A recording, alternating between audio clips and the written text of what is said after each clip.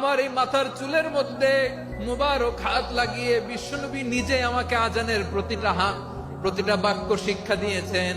বিশ্বনবীর মোবারক হাত, পবিত্র হাত আমার মাথার চুলের যে জায়গায় লেগেছে, আমি চাই ওই চুলগুলা নিয়ে আমি আমার কবরের ভিতরে যাব। বিশ্বনবী যখন সাইয়েদনা আবু মাহজুরা রাদিয়াল্লাহু তাআলা আনহুকে আযান শিখাচ্ছিলেন, বলেন তো বিশ্বনবীর হাতটা কোথায় ছিল?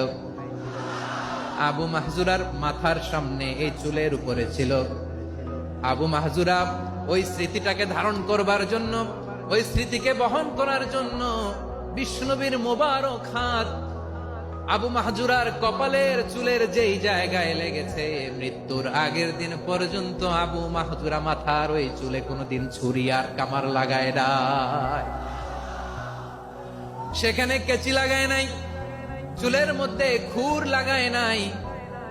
আবু মাহজুরা ডান দিকের চুল কাটতো, বাম দিকের চুল কাটতো, পেছনের চুল কাটতো, সামনের চুল কাটতো না। আবু মাহজুরা রাদিয়াল্লাহু তাআলা আনহুর সামনের চুলগুলো বড় হতে হতে যখন এত বড় হয়ে যায়, তিনি চুলগুলো পেঁচিয়ে মাথার মধ্যে রাখতেন, তারপরে তিনি পাগড়ি পরতেন। সবাই জিজ্ঞেস করতো, আবু মাহজুরা এটা আবার কেমন স্টাইল?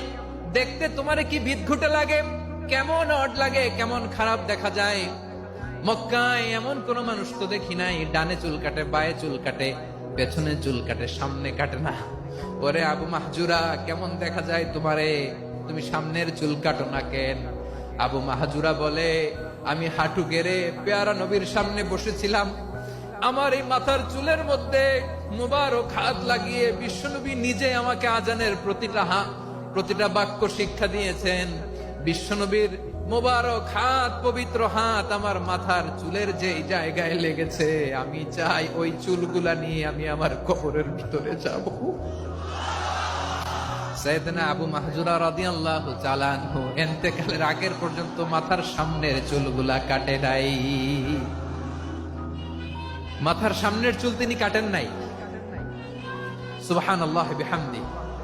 কেমন ভালোবাসতেন বিশ্বনবী সাহাবীদেরকে, সাহাবারা কেমন ভালোবাসতেন বিশ্বনবীকে। সামনের চুলগুলো বড় হতে হতে এত বড় ছিল, পেঁচিয়ে রেখে পাগড়ি পরতেন, কাটতেন না। নবীর হাত লেগেছে।